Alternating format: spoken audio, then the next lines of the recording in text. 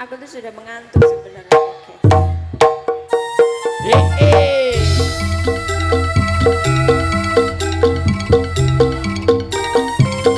Sasaran tidar gemilang. Ya.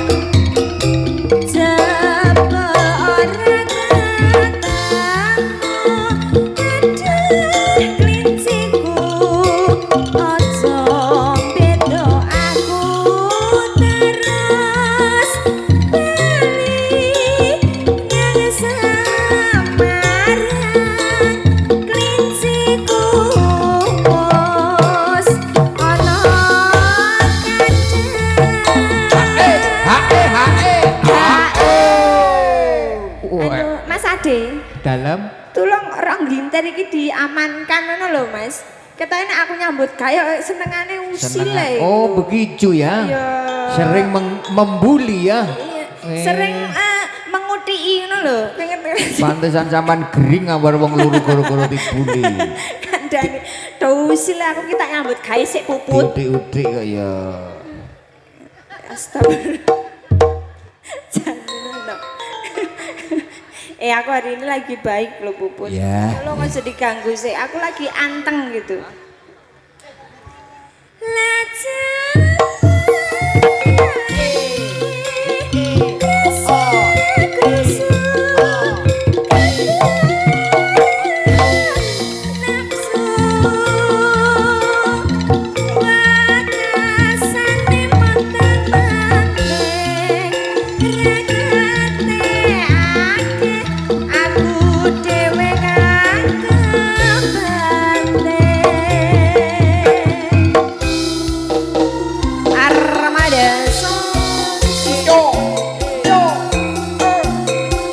Ayo, tenang.